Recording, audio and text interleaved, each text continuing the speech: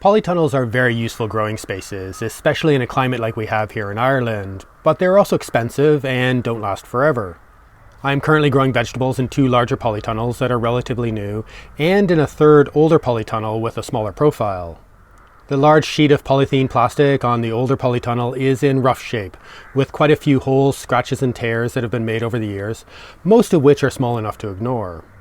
But there are also a few tears starting to appear where the plastic rubs against the metal frame, which are more serious, as the structural integrity of the plastic is potentially being compromised.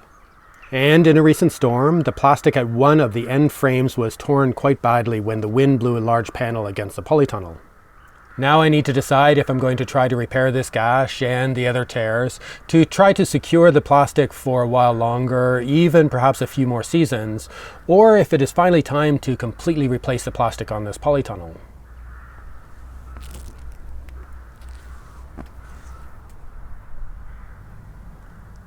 I have been growing in this polytunnel since it was put up about 13 years ago, initially growing vegetables to support the local community farm, and since then as part of this Red Gardens project. This polytunnel frame is even older than that, as it was bought used from another farm. The curved metal pipes and connectors were still usable, though a bit rough in places with patches of rust. And I helped put the simple skeleton frame up, and then covered it with a new sheet of polytunnel plastic, which was buried in a trench at the perimeter. This is probably the most common way of tightening and securing polytunnel plastic around here to hold up against the strong winds that we can get. And this plastic is specifically manufactured for polytunnels like this, which is usually made up of several layers of UV stabilized polythene plastic. I think this sheet was rated as a 4-year plastic, apparently designed to last 4 years, and a lot of commercial operations will replace the sheets of plastic according to that rating. But this plastic can last a lot longer if it's kept in good condition, and I think that the low sunlight levels that we generally get in Ireland can help the plastic last even longer than it would in sunnier climates. I try to regularly clean the plastic on the inside and outside, mainly to let in more sunlight for the plants, but I also think that it may help to prolong the life of the plastic. But after 13 growing seasons, it was probably getting close to needing replacing, even if it wasn't damaged in the storm. Apart from the recent gash, this plastic is still in good shape structurally. I think mainly because I've been able to keep it quite tight over the frame, and it does the job of creating a more appropriate microclimate for growing many plants.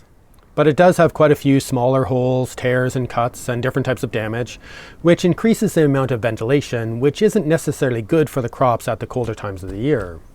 Some of this has been damage caused by me, working for many years in the constrained space, often with sharp tools, and there was a bit of vandalism caused by bored kids.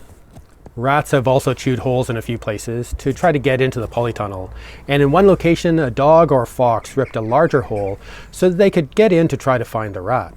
And birds have poked holes in a few places for some reason, but all of these are fairly inconsequential apart from letting in a bit more wind and a few pests. More serious tears have started to appear on the sides of the polytunnel where the plastic is stretched over the metal frame. When it is really windy, the polytunnel structure will flex, and this plastic will move and rub against the metal pipe, which is not perfectly smooth. This abrasion where the plastic is stretched really tight has weakened the plastic enough to cause it to tear. And the extra heating of this strip of plastic where it touches the metal frame in the heat of the summer has also probably weakened it. The padded anti-hotspot tape that I used in the other polytunnels would have reduced both this abrasion and heating, and if we had used it when putting the plastic on this polytunnel, these tears might not have happened. I noticed the start of the first tear a few years ago, about 9 or 10 years after the polytunnel plastic was first put on, and now there are 4 locations with obvious slits like this. These do introduce a point of weakness where a much larger tear can occur, and the full sheet of plastic can be ripped off in the wind, but so far these slits haven't expanded too far. But in a storm a few weeks ago, a large fencing panel was blown against the end of this polytunnel, and somehow ripped a much larger hole right along the end hoop. This is a much bigger issue, significantly increasing the ventilation in the growing space, and greatly increasing the risk of the plastic being blown off the polytunnel in the next storm.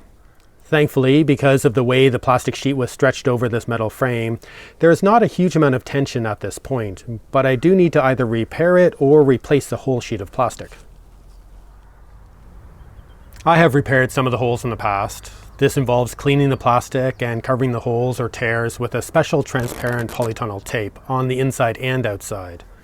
This is useful and fairly easy for smaller holes, tears, and cuts, especially if I can get the tape to firmly adhere to the plastic without any seams or air bubbles. But I've found that this tape does not last very long and seems to break down faster than the plastic, especially over the metal pipes where the tape is subjected to the same abrasion. So I have been hesitant to patch up the plastic more recently and just accepted the holes that existed, thinking that I would replace the entire sheet of plastic eventually. But with the increasing number of slits along the polytunnel sides and the larger gash at the end, I felt I needed to patch things up, at least to secure the plastic until I had a chance to replace it. I decided to try using another small sheet of scrap polytunnel plastic to place over the metal poles and tape this to the existing sheet, as well as adding a strip of padded tape to the metal at this point. This additional sheet makes it possible to fix the slit from both inside and outside, and there should not be as much abrasion at this point of tension when the frame flexes in the wind. With the larger gash at the end, I tried to use a similar process, but this was a more difficult and messy job, especially as the sheet had to bend around the end of the curved frame. I tried using 2 strips of tape to try to stitch the gash together and to tighten the plastic skin at this corner, but I'm not sure how effective this will be, even if I add a lot more layers of tape. But perhaps it's not so necessary, so long as the wind can't catch the hole in the plastic. If I'm going to replace the polytunnel plastic fairly soon, then these repairs only need to last a few months. I have replaced plastic on one of the larger polytunnels before, after the sheet was damaged by the heat of a fire in the adjacent structure. It is not an easy job, involving digging out part of the soil holding down the plastic in the trench, and a lot of effort pulling out the sheet. Then the trench needs to be redug, a new sheet of plastic stretched over the frame, secured at both ends, and then buried in the trench again, trying to get the plastic as tight as possible. With this older polytunnel, I would want to do some work to straighten the metal frame while the plastic was off, and to cover all of the metal hoops with the padded tape. I would also want to rebuild the structure that forms the doorways at both ends of the polytunnel and secures the plastic, as the wood is rotting in places. So there is some additional work to do in the process of replacing the plastic to help the full structure last even longer as a productive growing space.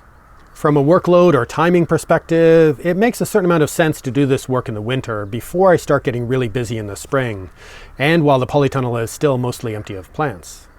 But the winter is possibly the worst time to replace polytunnel plastic, as it's usually windy enough to be difficult and possibly dangerous to be handling such large sheets of plastic.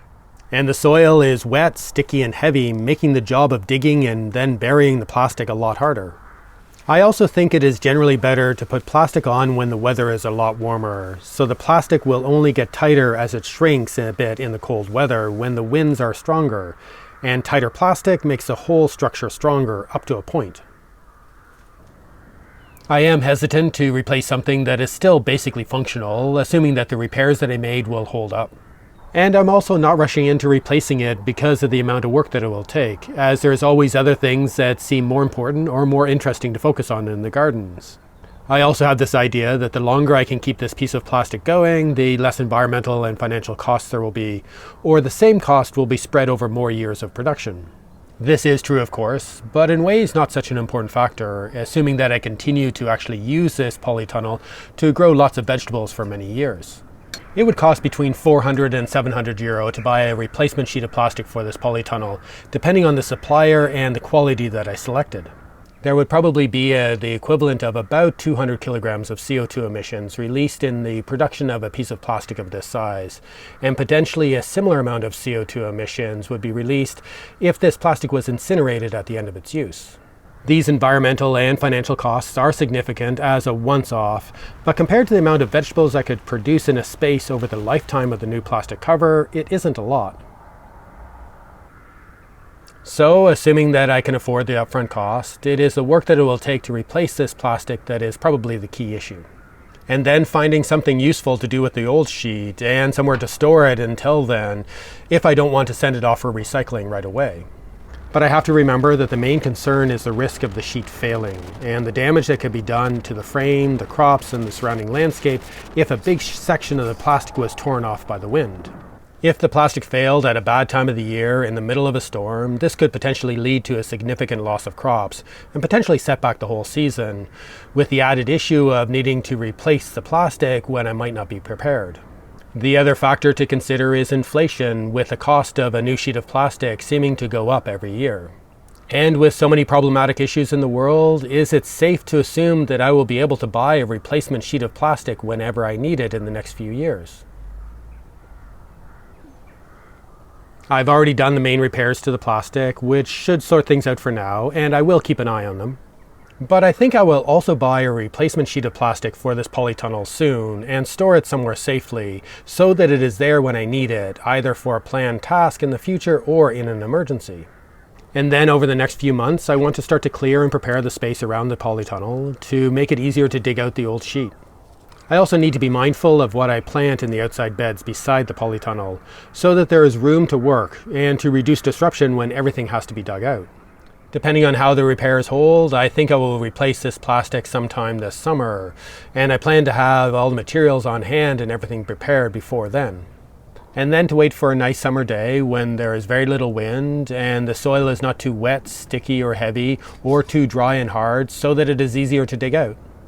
Getting a few friends to help me take off the old plastic, make the repairs to the structure, and then put on the new sheet on a nice summer's day sounds like a better way to do all of this. And the plants won't be affected too much if it is warm and calm enough. That might happen this summer or perhaps next year, depending on how the repairs hold up and how the weather is, and on the overall workload in the gardens. But I am also tempted to leave this old sheet of plastic on for as long as possible to see how long the repairs last and how they start to fall apart. There is potentially still a lot more to learn from all of this, but that is taking a risk.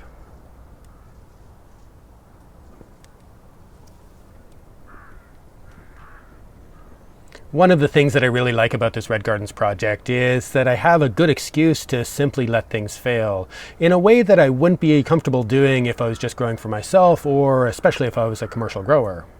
There is always something to learn from any kind of failure in the gardens, and I can translate that into videos on this channel so that others can learn from my failures, whether they are intentional or not.